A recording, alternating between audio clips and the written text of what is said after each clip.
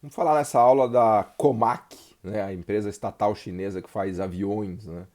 Esse avião mais recente deles, o C919, é incrível, né? Simplesmente incrível. Ele já está voando, ainda em fase de testes e de certificação, mas o projeto está concluindo, tá concluído já, e agora ele precisa de, sei lá, 5 mil horas de voo, enfim, alguns detalhes ainda para cumprir de regulação e certificação para ele poder ser vendido de fato para as companhias aéreas no mundo, né? Mas é um exemplo da agressividade, né, e da estratégia, da cabeça estratégica dos governos chineses, né? Esse C919 acabou virando um queridinho do Xi Jinping, né, do projeto mais recente dele, né?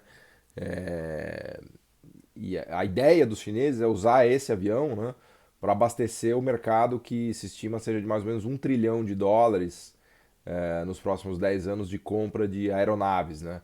Não precisa dizer, obviamente, que o fluxo de chineses voando é um negócio absurdo, né? O mercado interno chinês já caminha para ser o maior do mundo, se é que ele já caminha para ser um dos maiores do mundo, se é que ele já não é o maior do mundo, né? Porque a gente está falando de uma população enorme, né? E que passa a ter renda, passa a atingir um nível de classe média, né? Já comentei aqui que eles têm mais de 300 milhões de chineses na classe média e eles voam muito, né? Tem muito aeroporto na China, os chineses voam muito, né? Eu tive lá e voei para todo lado, né? Esse aeroporto que eles construíram recentemente em Pequim é uma loucura, assim. Eu acho que é o maior aeroporto do mundo, mais high-tech, mais fantástico, né? O design dele. Eu vou até depois deixar uma matéria aqui, né? Então, a Comac é um empreendimento incrível, né? Do governo chinês que arregimentou, articulou várias empresas em Xangai para construir mesmo uma empresa estatal, né? Que faz aviões e eles encomendaram coisas, obviamente, do mundo inteiro, turbinas da GE, todo o avionics de fora, coisas que eles não sabiam fazer. Eles fizeram um pool de 15 empresas ocidentais altamente tecnológicas, né? Não é trivial fazer um avião, obviamente, né? Mas o governo articulou essas empresas, criou a estatal que contrata, que encomenda os projetos, né? E que tá fazendo, que está por trás de tudo isso, né? E está logrando êxito, né? Fez um avião que tem tudo para ser muito competitivo, né? Eles não estão ainda no mercado de wide body, que eles chamam de dois corredores, né? Eles estão fazendo só o body straight, né? Que tem um corredor no meio e as cadeiras do lado, né? Que é o grande mercado da Boeing e da Airbus, né?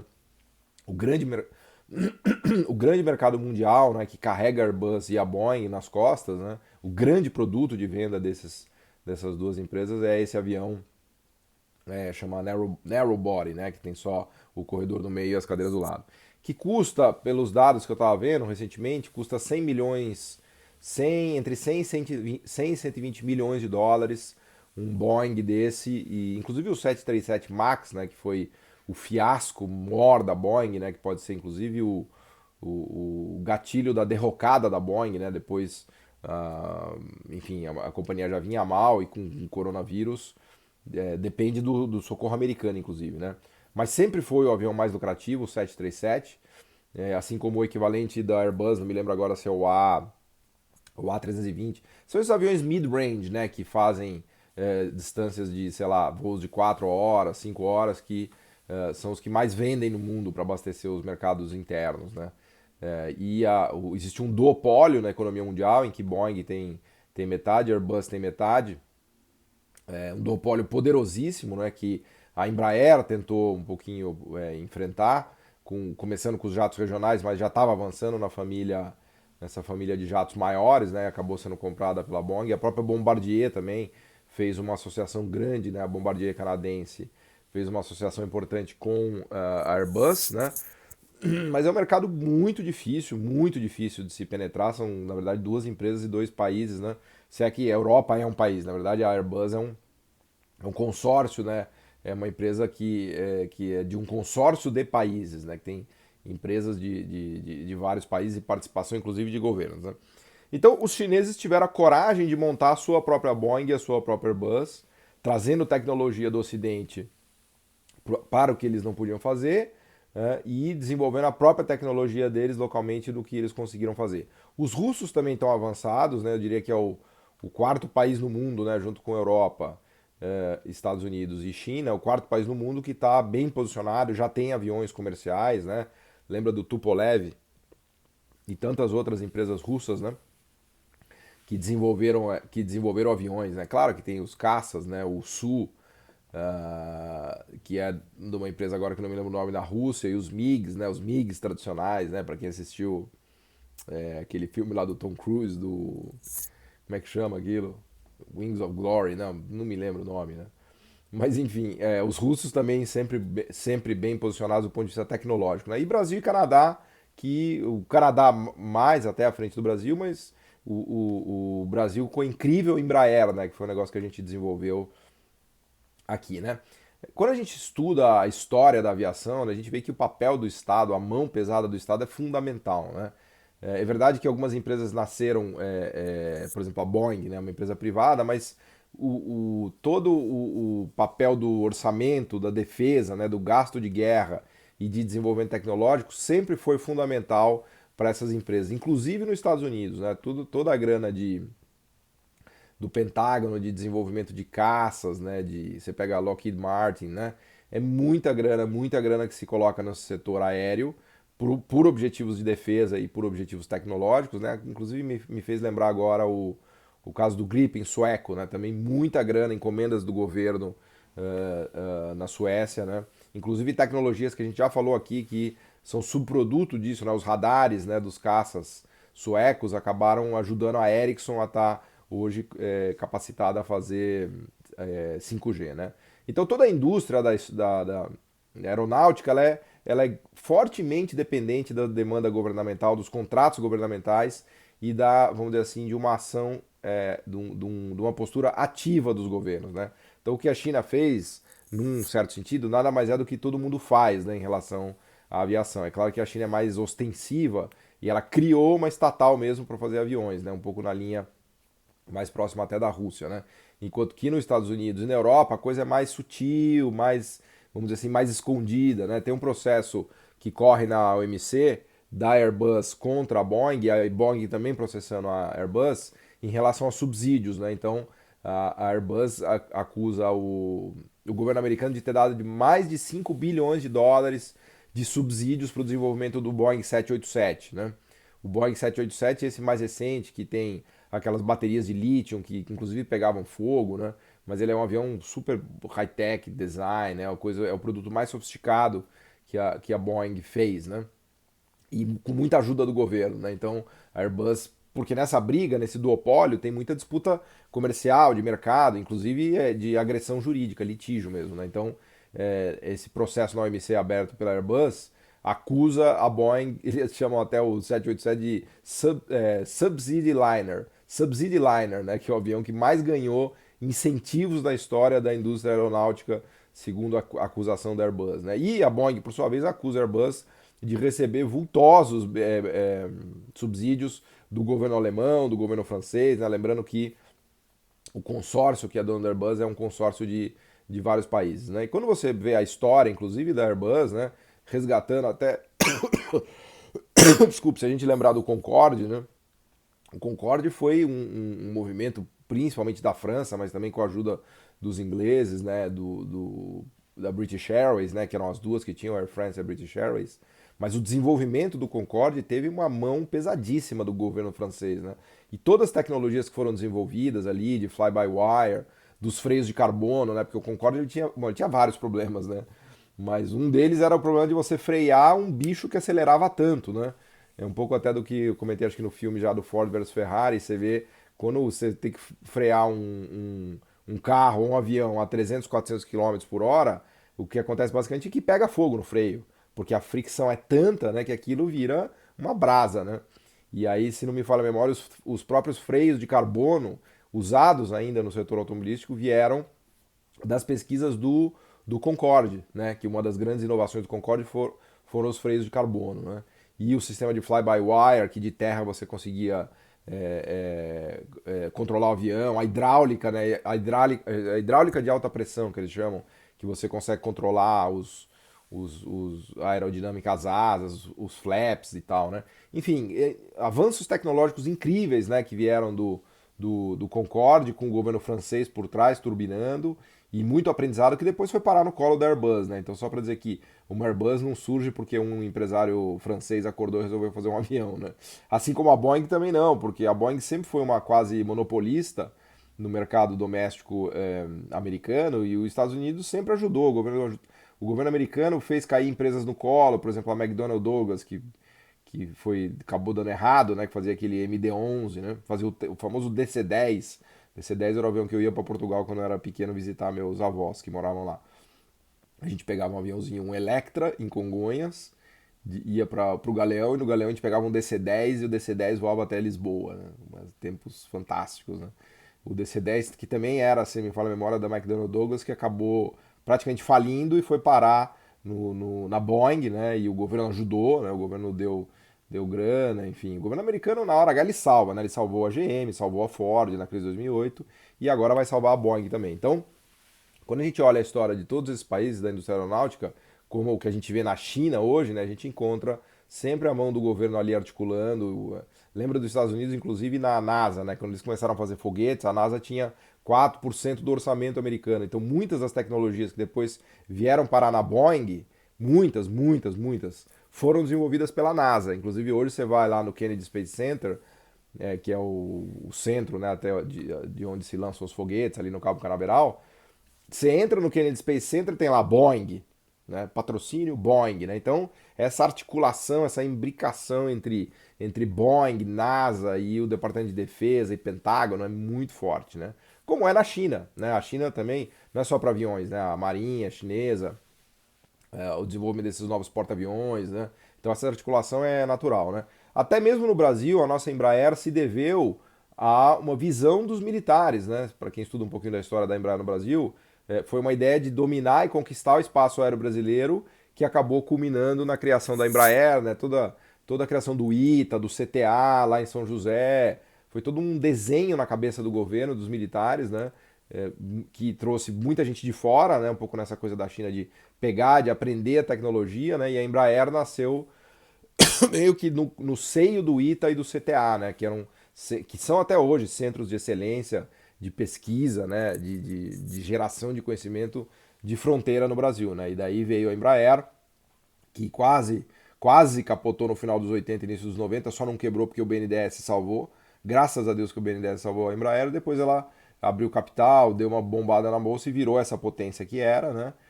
Mas acabou sendo comprada pela Boeing, né?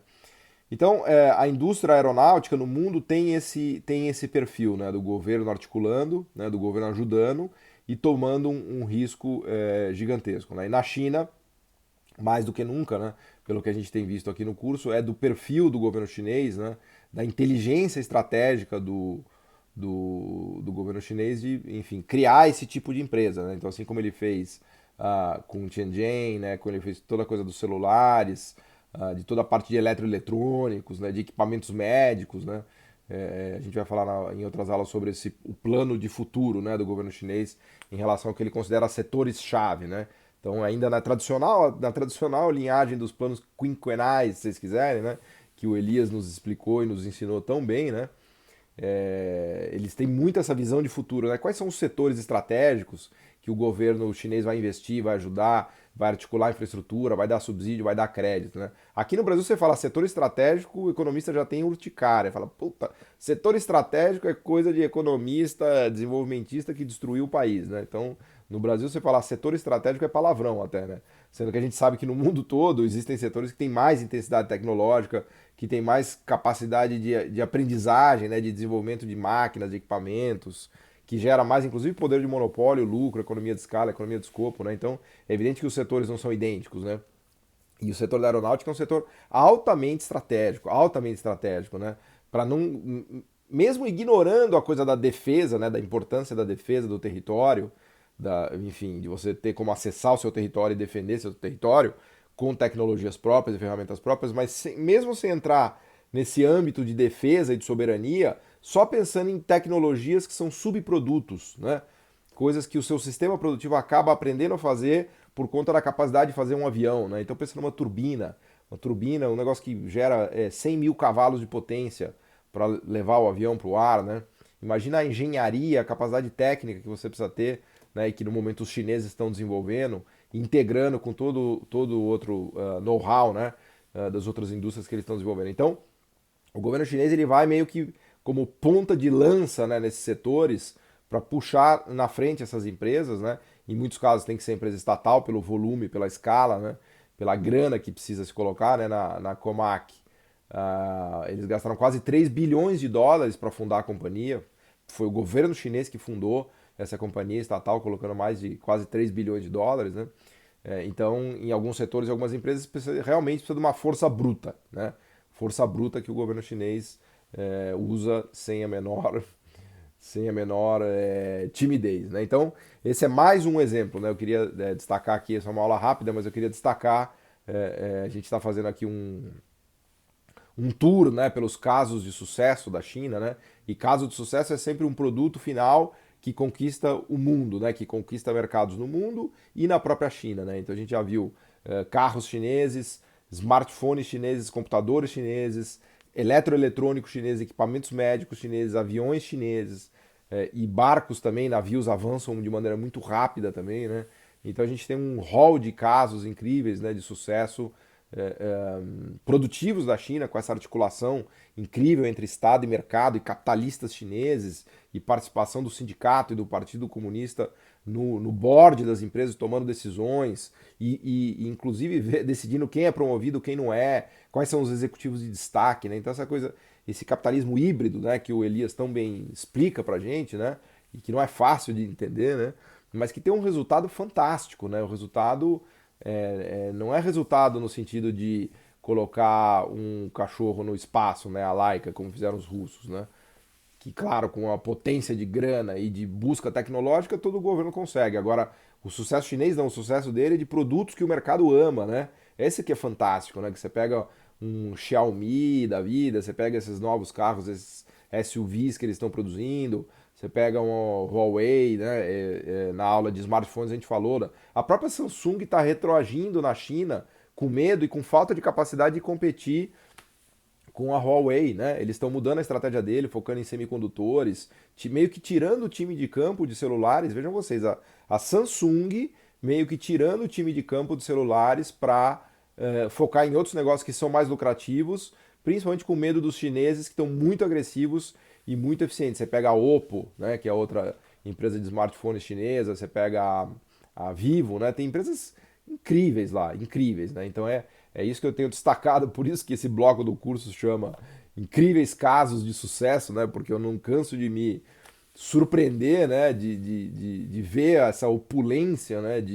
Eu estava vendo, até deixei uma matéria para vocês na aula de smartphones, da nova sede da Oppo em Shenzhen, né? Que é uma das maiores empresas de celular do mundo hoje, de smartphone, né?